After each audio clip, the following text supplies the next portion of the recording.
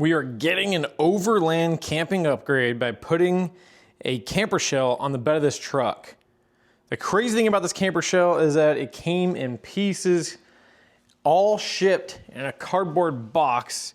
It's kind of like a Build-A-Bear, but for overlanders. So you're gonna wanna stay tuned because in today's video, I'm gonna take this camper shell out of its box in pieces, put the puzzle pieces together and build the camper shell right here on the Fortune Taco. If that's something you're interested in, stay tuned and check out today's video.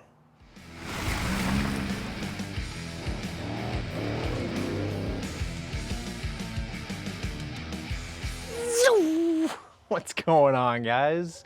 Welcome back for another video. If you're new here, my name is Chris. Right behind me here, this is the Fortune Taco.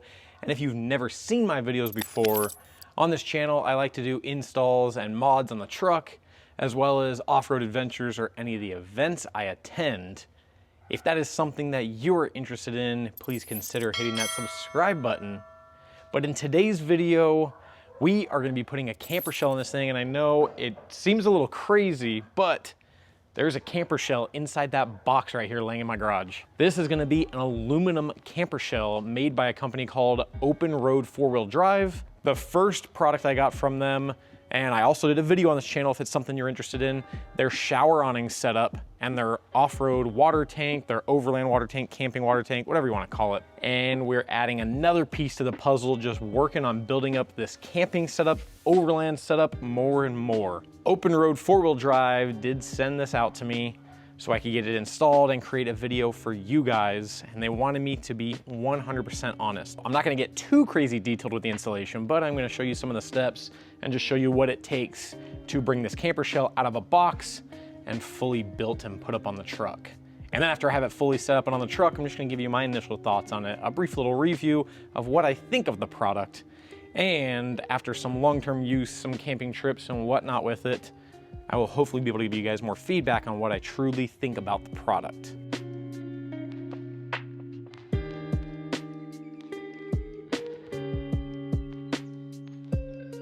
All right, so now that we have the bed of the truck all cleaned out, we want to get this box opened up so we can start to spread out all the parts and kind of get a plan for how we're going to put this puzzle together.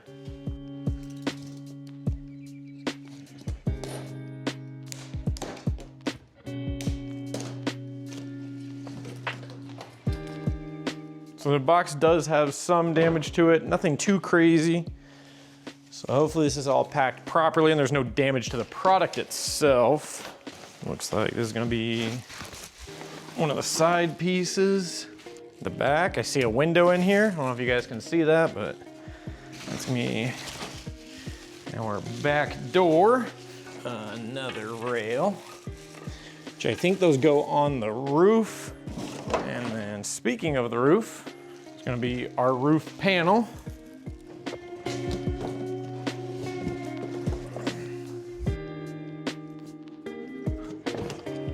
All right, just as I'm unboxing this, just a couple quick little features and things I'm noticing. The window that is gonna go against the cab, it appears to be, all the glass is a nice tempered glass. This one is gonna be clear, so you can see through your back window out into the camper. And then you'd also be able to hopefully see out the back window. The back one here is obviously on a hinge system. This is a rear door. This is also tempered glass, but this is smoked. It has a nice tint to it for privacy, which I wasn't 100% aware of that. I thought it was gonna be a clear window, but I like the smoked glass, so that's good there. We have a third brake light here we need to wire in. I believe it's gonna be a full LED third brake light. And then we have these two rails that are gonna go up on the roof, and this is what you would attach accessories to. We need to get the roof panel taken off, and then both of our side doors we still need to unpackage, but I just wanted to kind of briefly get a little bit of info on these front and back panels. The build seems pretty damn good. Everything looks really good. I don't see any damage, no scratches.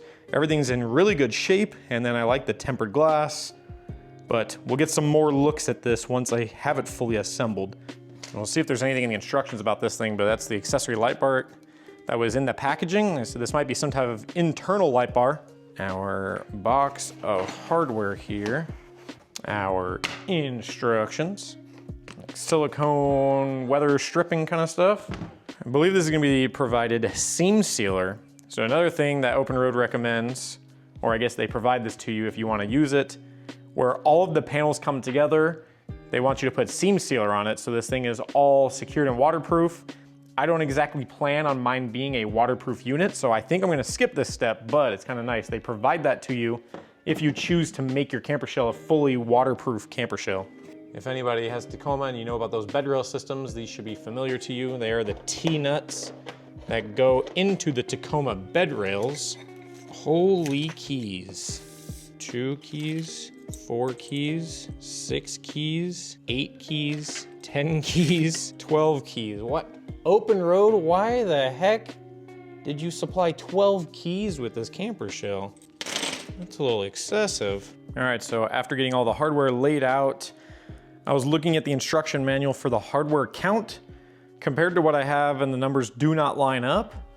So it's a little bit of an issue, but after going over, looking through the full instructions on what exactly needs to be done, I counted up all the holes, and for everywhere there needs to be a bolt, I have a bolt for it. For every step of the process, I have the exact number of hardware I need, or I actually have a little bit more than what is needed to install this, put it all together, have it on the truck. But for some reason, the numbers that are stated in here of what you should have are way, way off for what I actually have, even though I have a little bit extra and a little bit more than what I need to do the install. So I don't know if this is just a typo, what's going on here, but when I first saw that, I was kind of counting things up, I freaked out a little bit. Then I looked it all over and I literally counted every single hole I have. I looked at every single step, and I'll have a couple leftover pieces of hardware for the install to get it done. But for some reason, this page is showing me I'm gonna be like 60 to 70 pieces short on hardware. Hopefully we can get some answers on that one. OpenRoad does require using 2 people to set this thing up. It's probably highly recommended. I'm a one-man show, so I'm gonna try to do my best to get this thing assembled and put together by myself. Typically what you would do is assemble this whole entire thing here on the ground, put it all together, and then lift it up onto the truck. I think I'm gonna try to take like a panel or 2 at a time, put them on the truck, start piecing things together, kind of like a little Lego project. Hopefully no issues. Hopefully no issues. All right, I'm jumping forward here a little bit because there's one thing I did forget when I was originally doing the install. I want to remind you guys, this weather stripping is provided to you to line the whole bottom of this thing where it makes contact with the truck, just to make a nice tight weather seal. Now, I know I had mentioned before, I'm not using the seam sealer because I'm not trying to go 100% waterproof with this thing, but putting this weather stripping on the bottom does 2 things for you. It puts a barrier between the metal truck and the plastic caps to give it a nice soft cushion. But 2, what I also noticed is when I was trying to close the tailgate after putting this all together, my tailgate, the top of the tailgate here, was running into the bed cover because they were just sitting too close together. So by putting this weather rubber strip down below the cab, between the cab and the bed, it gave it just enough room, so now my tailgate clears just fine. So they provide you with a whole entire roll to where you can put it all the way down the sides on that back piece to where it touches the cab and along the other side. We're gonna try to start off with putting that back section up there. And on the back section, there's these 2 holes at the bottom. They're gonna bolt to 2 factory locations there in the bed. I had a factory bed cover on here when I first bought my truck. So there was a mount that was up on here for the bed cover to attach to. I just pulled that mount off. And then I have 2 threaded inserts here.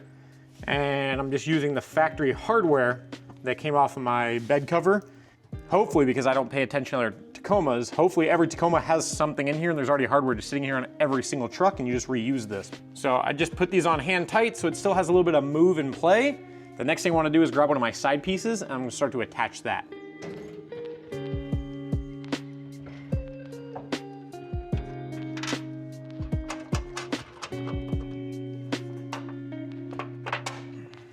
So to just attach those 2, I just grabbed a couple pieces of hardware. I did 4 bolts, 4 nuts, just kind of doing a couple different holes there to bring those 2 pieces together, did them nice and hand tight, just to at least hold that assembly together. The next thing I want to do is grab this other side piece, same thing, a couple bolts, just to slowly bring this thing together, and then I'll really go through and do all the hardware, tighten everything up once everything is assembled so we have it all aligned correctly.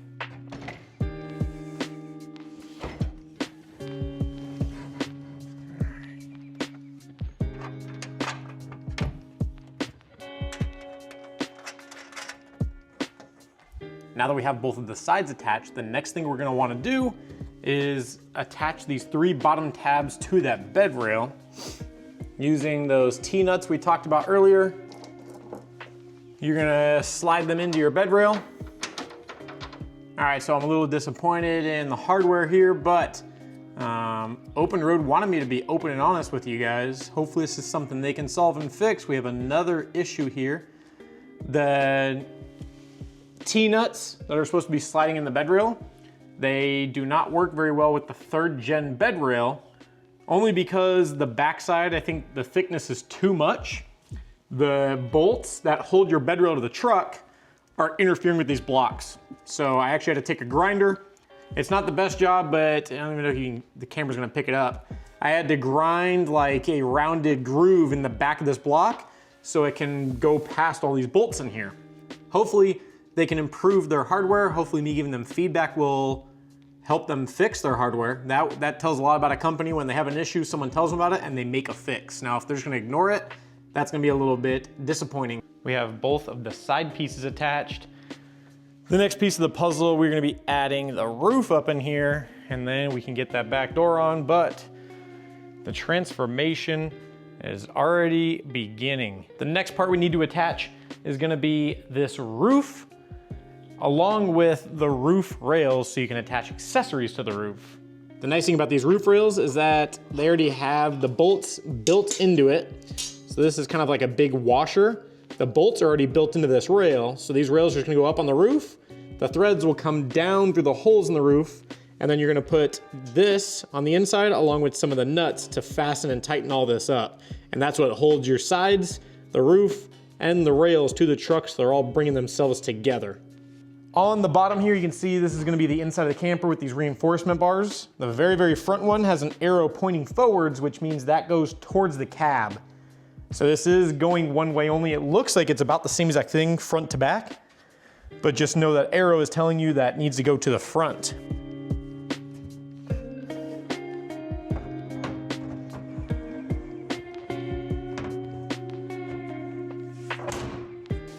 Oh, it's gonna be dark in here.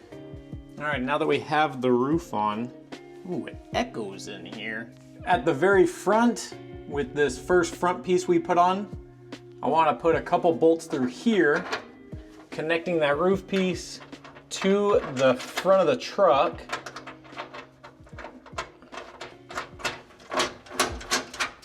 So taking these rails up to the roof of the truck, we have these holes where the edge of the top panel meets the side panel. These pre-threaded bolts on the rails are gonna slide down into there, and then we're gonna attach nuts from the bottom side inside the camper.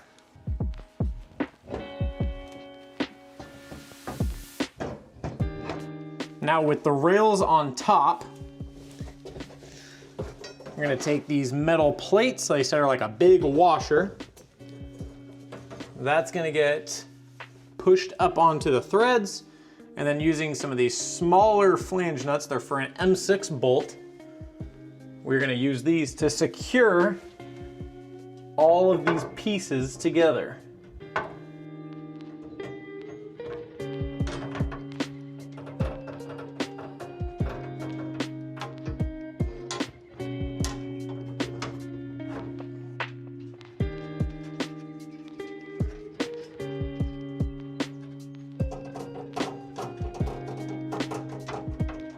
Now with that roof mounted up, the last thing we have to do is add our back piece on. That part's gonna be fun because before we had a lot of easy access to all the bolts and holes. Once this back thing's on, leaving the tailgate open, we either have to crawl under here or we have to open up these side latches to reach in and secure our hardware.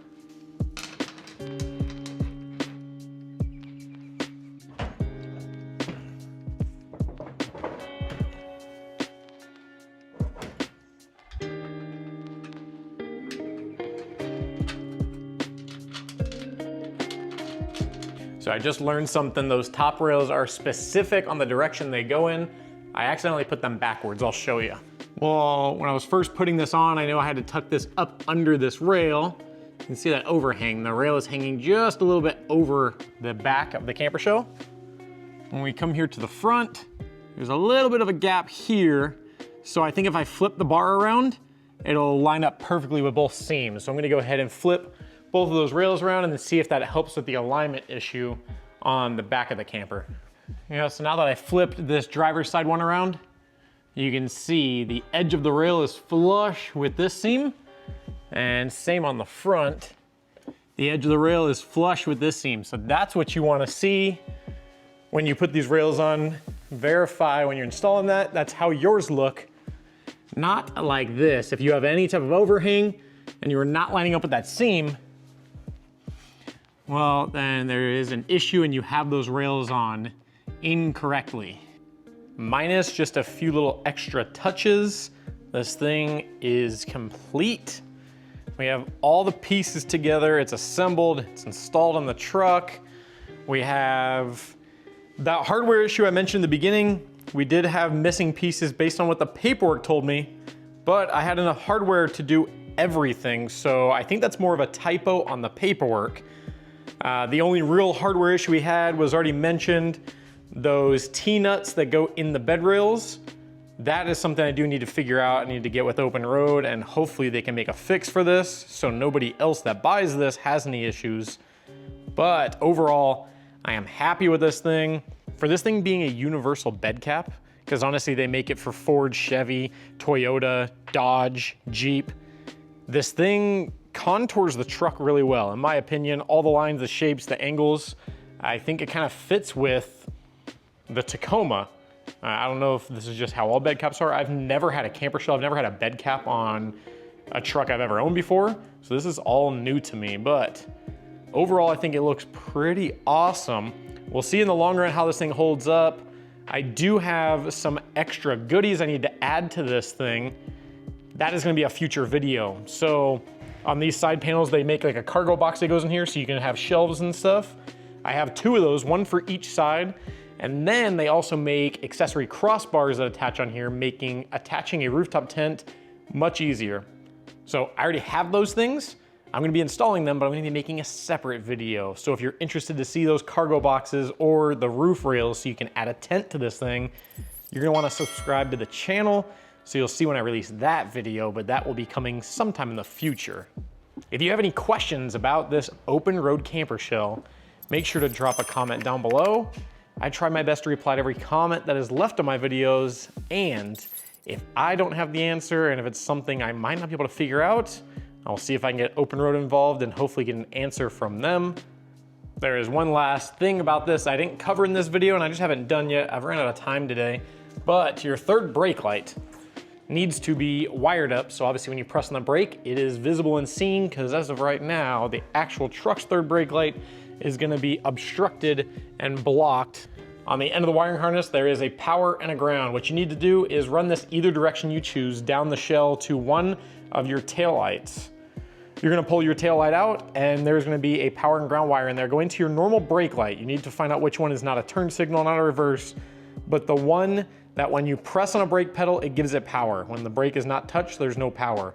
They did supply you with a little wire tap here.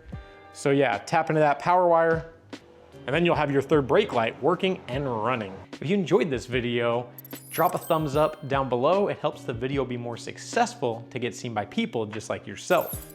Thank you guys for sticking around all the way to the end. I appreciate you, and I will see you on my next video.